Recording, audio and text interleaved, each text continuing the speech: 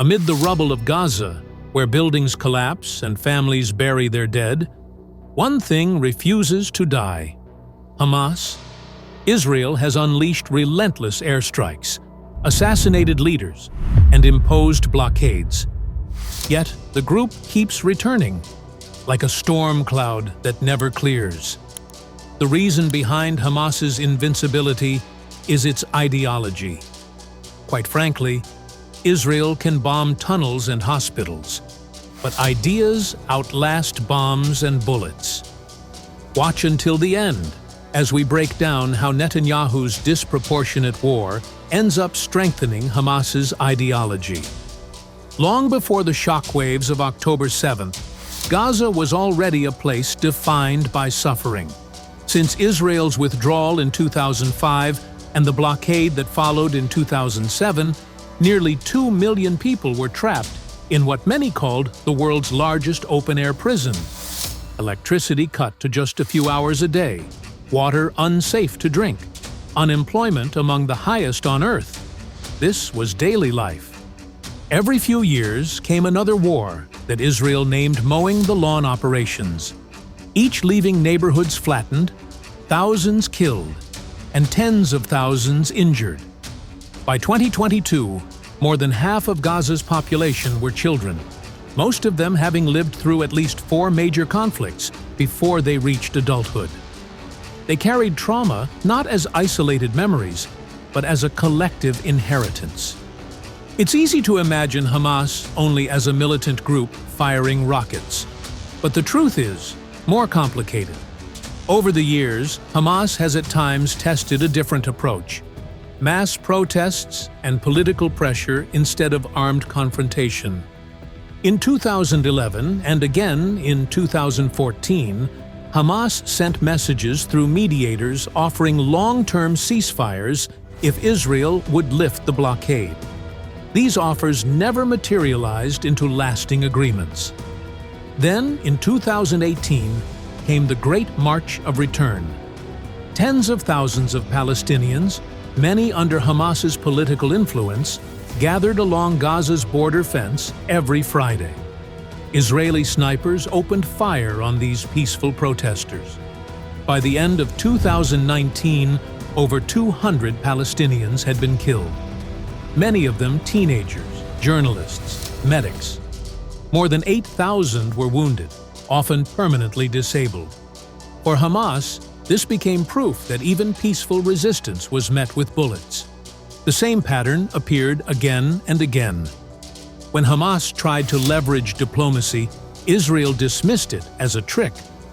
When it backed mass demonstrations, Israel treated them as acts of war. Each failed attempt at non-violent resistance reinforced Hamas's central ideological claim that armed struggle is not a choice, but the only option left. By the time October 7th arrived, Hamas was not just a militant group. It had become, in the minds of many Palestinians, the vessel through which decades of suffering and humiliation found expression. After October 7th, with the region's strongest military, Israel appeared poised to crush Hamas within weeks, or at worst, a few months. But every bomb dropped, every strike televised, doesn't just weaken Hamas. In the eyes of its supporters, it validates Hamas's narrative. This is why Hamas cannot be fought only with bombs. The battlefield isn't just Gaza's streets, it's the minds of millions of Palestinians. Hamas blends religion, nationalism, and social services into an all-encompassing ideology. A worldview that frames compromise as betrayal and survival as resistance. This fusion makes it immune to conventional defeat, destroy the infrastructure, and the ideology only digs deeper. We've seen this before. The Taliban outlasted NATO's 20-year war in Afghanistan.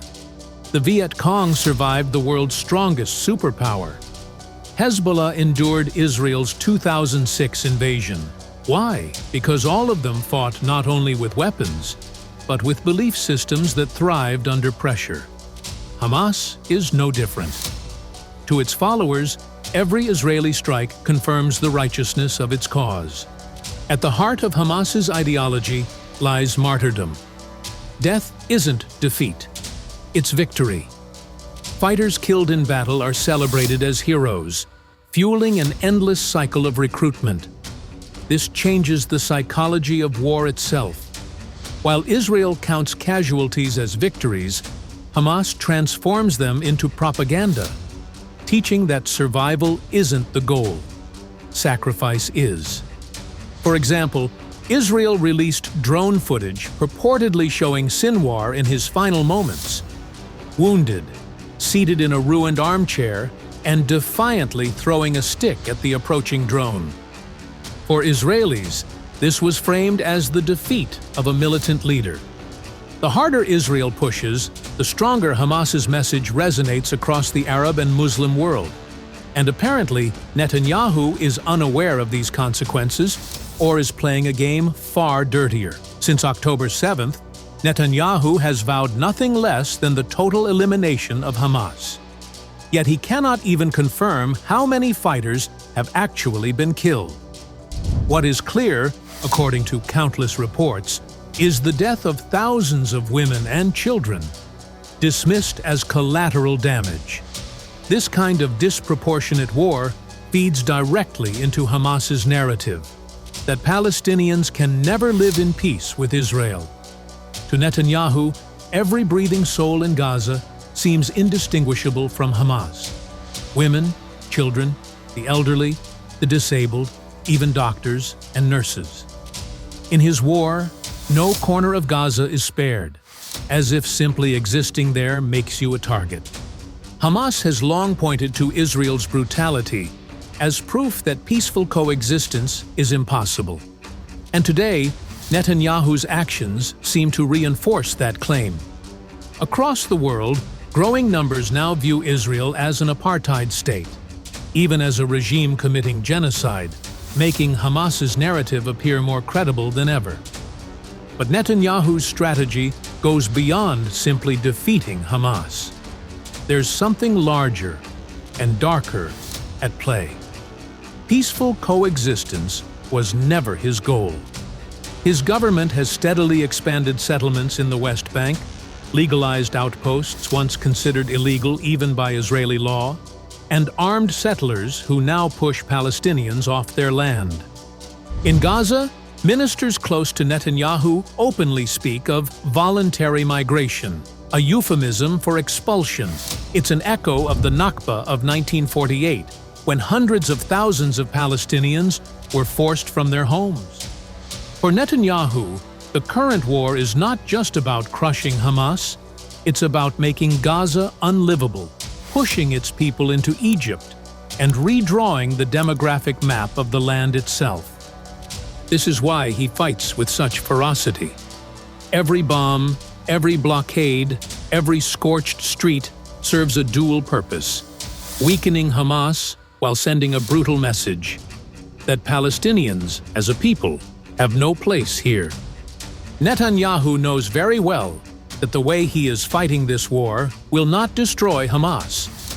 If Hamas is wiped out, another movement will rise in its place. Because as long as Palestinians remain on their land, resistance will remain too. So the object of this war shifts. It is no longer about defeating Hamas, but about something far more final: to make Gaza unlivable, to push Palestinians into exile, or to kill them where they stand. In other words, what Netanyahu and his allies seek is not coexistence, but the elimination of the Palestinian presence itself. And this is where the illusion of the two-state solution finally collapses. For years, world leaders promised a two-state solution: two peoples living side by side, Israel and Palestine. But today, that vision lies buried under the rubble of Gaza. Netanyahu's coalition rejects Palestinian statehood outright. Finance Minister Bezalel Smotrich has said bluntly, "There will be no Palestinian state here. We are the owners of this land." And National Security Minister Itamar Ben-Gvir goes further, demanding mass deportations of Palestinians to make room for Jewish settlers. On the ground, this ideology is no longer rhetoric, it's reality. Since October 7th, settler attacks in the West Bank have surged, forcing entire Palestinian communities to flee. Outposts once considered illegal under Israeli law are being fast-tracked for legalization. Between October 2023 and mid-2024, the government advanced plans for over 12,000 new settlement housing units, one of the largest expansions in years. Piece by piece, the land is being redrawn, not through negotiations or peace talks, but through bulldozers, rifles, and concrete. What emerges is not a roadmap to peace, but the outline of Greater Israel. Netanyahu isn't acting alone. Behind him stands one of the most hardline coalitions in Israel's history. Ministers who don't even pretend to seek peace. For them, Hamas is just a distraction. The real goal is much bigger: to erase the idea of Palestine entirely and replace it with a Greater Israel. Among Netanyahu's most powerful allies is Finance Minister Bezalel Smotrich of the religious Zionism Party, who has openly declared that preventing the creation of a Palestinian state is my life's mission. At a settlers' conference in May 2025, he promised that Gaza would soon be totally destroyed, and that within months Hamas would cease to exist as a functioning entity, while the enclave's surviving population would be forced into a narrow corridor, leaving the rest uninhabitable. Smotrich has been the driving force behind settlement expansion, including the controversial E1 project near Jerusalem, which critics argue would bury any remaining chance of a contiguous Palestinian state. His ambitions stretch even further. He has spoken of Israeli sovereignty extending from the Jordan River to Damascus, insisting it could happen bit by bit. On the very notion of Palestinian identity, he is blunt. There is no such thing as a Palestinian nation. They are an invention of less than 100 years ago. Heritage Minister Amihai Eliyahu of the Otzma Yehudit party echoes this vision, dismissing the Green Line, Israel's pre-1967 border, as a fictitious line and calling for full annexation of the West Bank. Eliyahu has gone further still, advocating the execution of Palestinian prisoners, the permanent occupation and resettlement of Gaza, and even suggesting nuclear weapons as an option. Together, these voices lay bare the true ideological core of Netanyahu's coalition: a rejection of Palestinian statehood and an unflinching drive toward a Greater Israel. Israel may flatten Gaza's skyline, assassinate Hamas's leaders, and claim battlefield victories. But wars are not only fought with bombs and bullets, they are fought with stories. And in this war, Hamas' story of defiance, of sacrifice, of a people who refuse to disappear, only grows louder with every strike. Netanyahu may believe he is writing the end of Hamas, but what he is really writing is the next chapter of Palestinian resistance. Because movements can be destroyed, leaders can be killed, but ideas outlast armies. And that is Israel's greatest paradox. The stronger it fights, the more it strengthens the very cause it seeks to erase.